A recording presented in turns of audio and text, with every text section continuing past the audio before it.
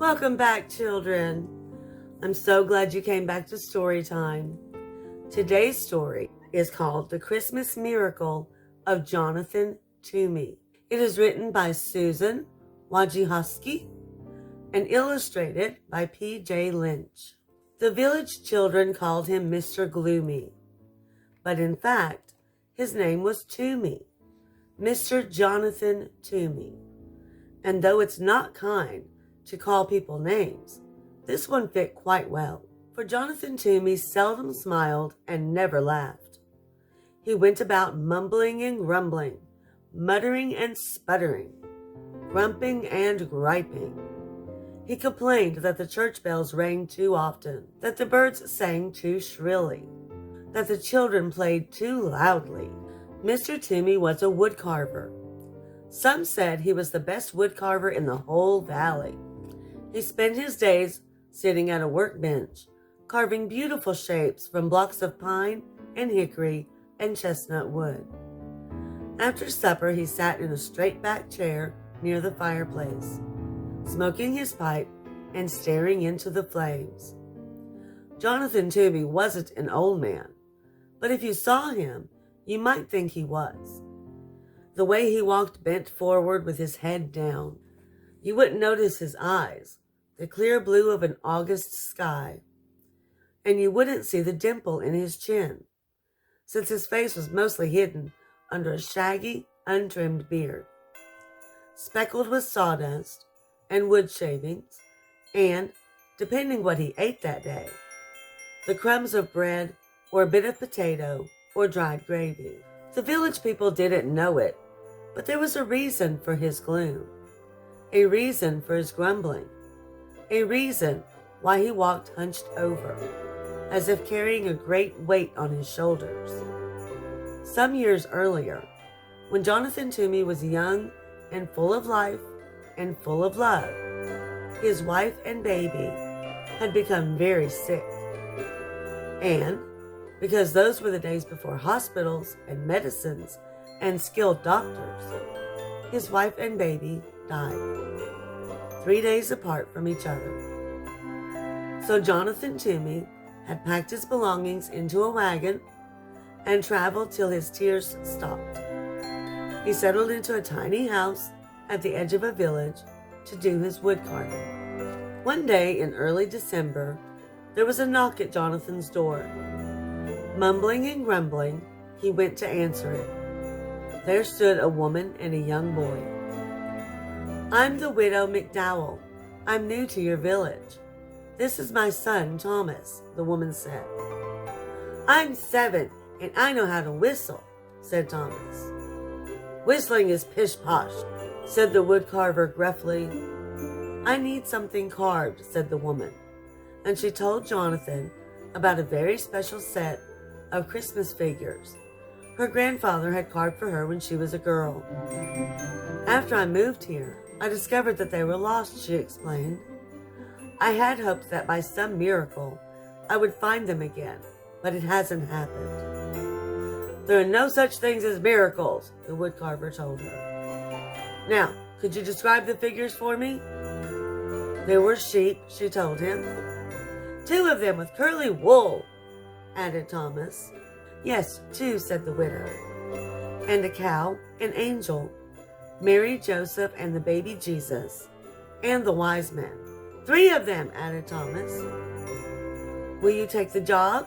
asked the widow McDowell. "I will." "How soon can you have them ready?" "They will be ready when they are ready," he said. "But I must have them by Christmas. They mean very much to me. I can't remember a Christmas without them." "Christmas is pish-posh," said Jonathan gruffly, and he shut the door. The following week, there was a knock at the woodcarver's door.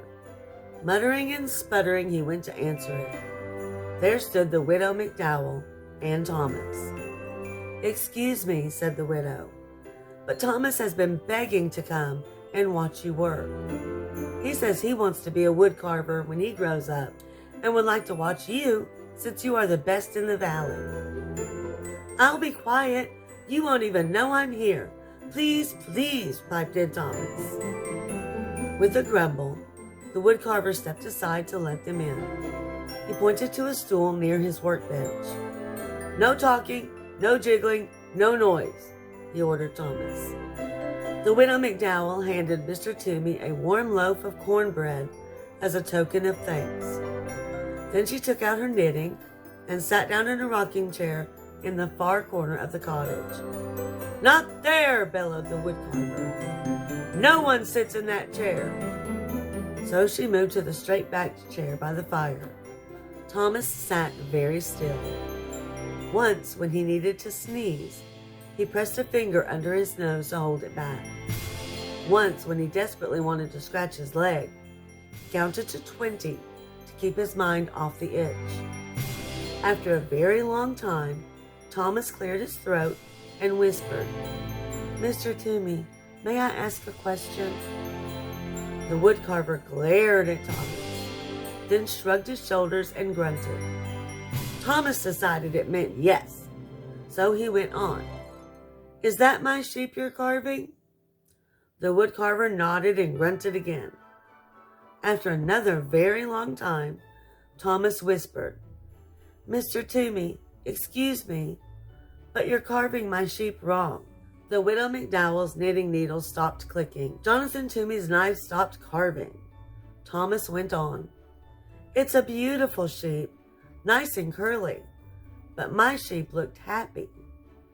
"That's pish-posh," said Mr. Toomey. "Sheep are sheep. They cannot look happy." "Mine did," said Thomas.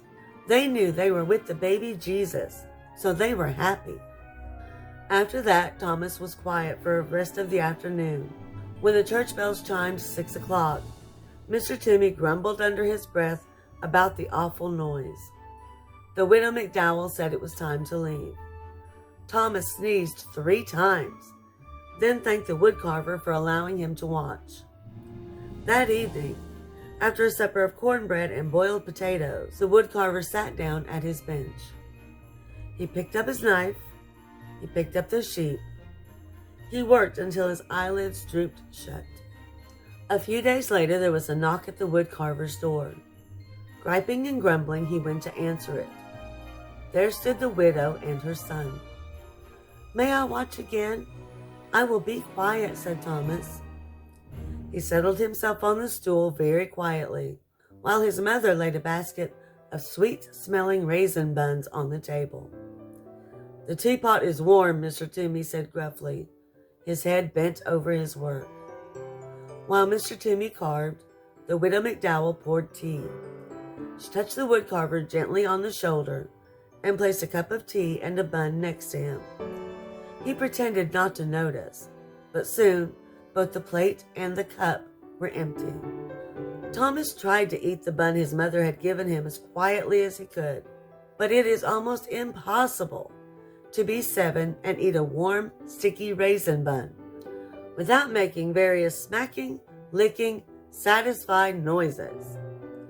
When Thomas had finished, he tried to sit quietly.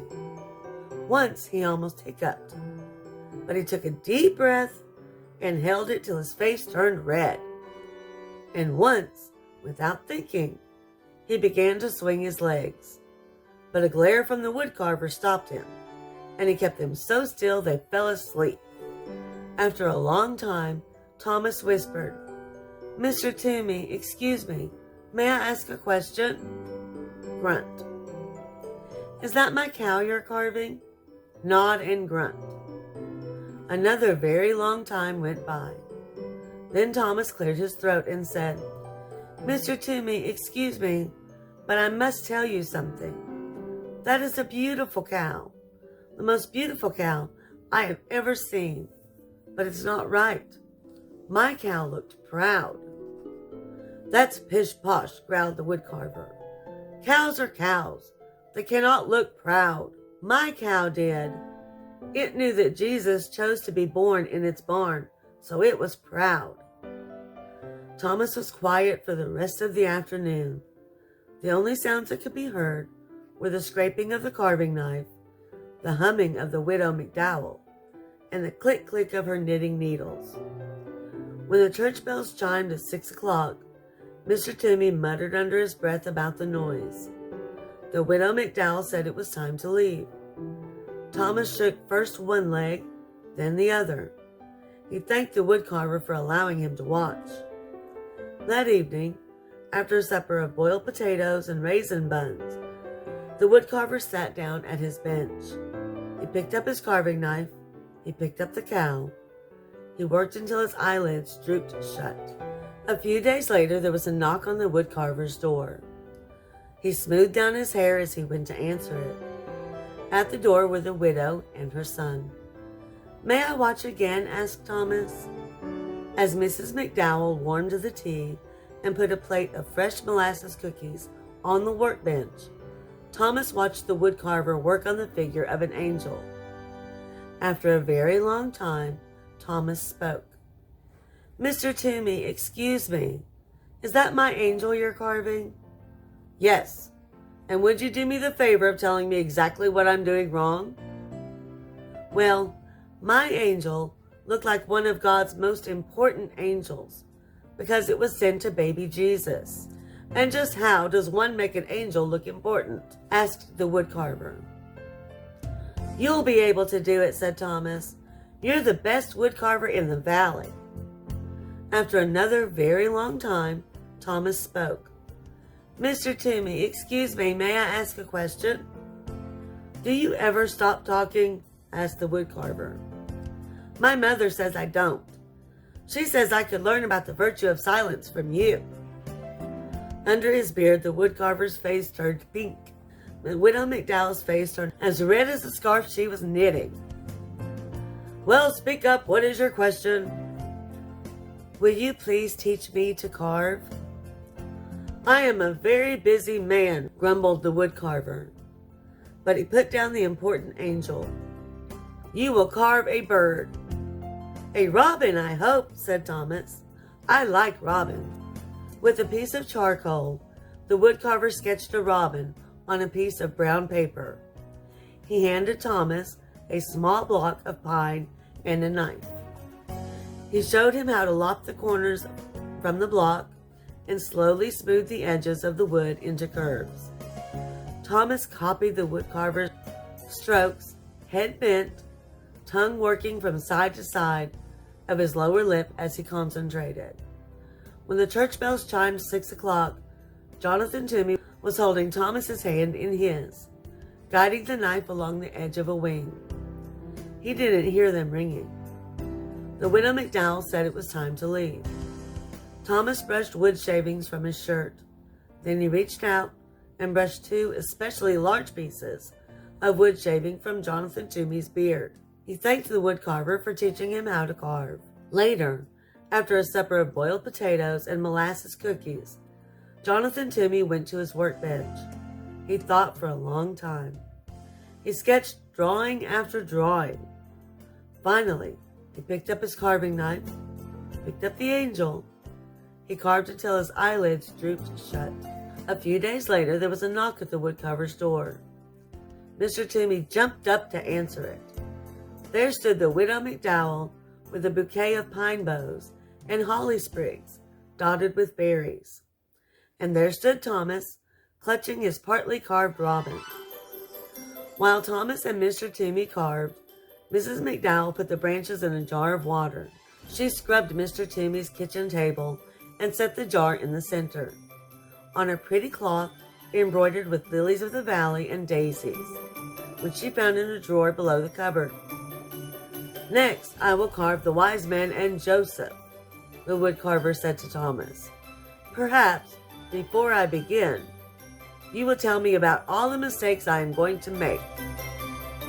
"Well," said Thomas, "my wise men were wearing their most wonderful robes because they were going to visit Jesus. And my Joseph was leaning over baby Jesus like he was protecting him. He looked very serious. It wasn't until the church bells had chimed that Mr. Toomey saw the jar of pine branches and the cloth embroidered with lilies of the valley and daisies. I found the cloth in a drawer. I thought it would look pretty on the table," the widow McDowell said, smiling. "Never open that drawer," the woodcarver said harshly. When the two had left, Jonathan folded the cloth and put it back in the drawer below the cupboard. That evening, after a supper of boiled potatoes, the woodcarver worked on Joseph and the wise men until his eyelids drooped shut. A few days later, there was a knock on the woodcarver's door. He dusted the crumbs from his beard and brushed the sawdust from his shirt. At the door were the widow McDowell and Thomas. All afternoon, Thomas watched the woodcarver work. When it was time to leave, Jonathan said to Thomas, "I am about to begin the last two figures, Mary and the baby. Can you tell me how your figures looked?" "They were the most special of all," said Thomas. "Jesus was smiling and reaching up to his mother, and Mary looked like she loved him very much." "Thank you, Thomas," said the woodcarver. "Tomorrow is Christmas. Is there any chance the figures will be ready?" the widow McDowell asked. "They will be ready when they are ready." "I understand," said the widow, and she handed Jonathan 2 packages. "Merry Christmas," she said. Jonathan folded his arms across his chest. "I want no presents," he said harshly. "That is exactly why we are giving them," answered the widow. She put them on the table and left. Jonathan sat down at the table. Slowly, he opened the first package. Inside was a red scarf, hand-knit, warm and bright. He tied the scarf around his neck.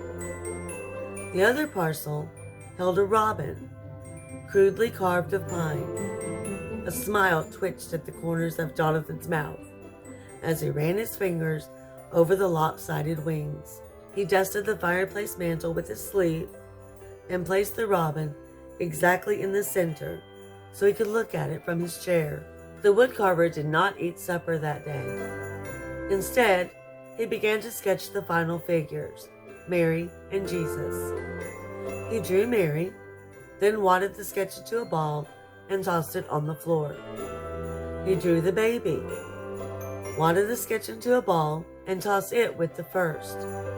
He sketched again. Once more he crumpled the paper. Soon there was a small mountain of crumpled papers at his feet. He picked up the block of wood and tried to carve, but his knife would not do what he wanted it to do. He hurled the chunk of wood into the fireplace and sat, staring into the flames. When he heard the church bells announcing the midnight Christmas service, he got up. Slowly he opened the drawer beneath the cupboard, the drawer he had told the widow never to open. From it he took the cloth, embroidered with lilies of the valley and daisies. He took out a rough woolen shawl and a lace handkerchief. He took out a tiny white baby blanket and a little pair of blue socks. He placed each piece gently on the floor. From the bottom of the drawer, he lifted out a picture frame, beautifully carved of deep brown chestnut wood. In the frame was a charcoal sketch of a woman sitting in a rocking chair, holding a baby. The baby's arms were reaching up, touching the woman's face. The woman was looking down at the baby, smiling. Jonathan sat down in his rocking chair and held the picture against his chest. He rocked slowly, his eyes closed. 2 tears trailed into his beard. When he finally took the picture to his workbench and began to carve, his fingers worked quickly and surely. He carved all through the night. The next day there was a knock on the widow McDowell's door. When she opened it, there stood the woodcarver, his neck wrapped in a red scarf, holding a wooden box stuffed with straw. "Mr. Toomey," said the widow. "What a surprise! Merry Christmas!" "The figures are ready," he said as he stepped inside. From the box, Jonathan unpacked 2 curly sheep, happy sheep, because they were with Jesus.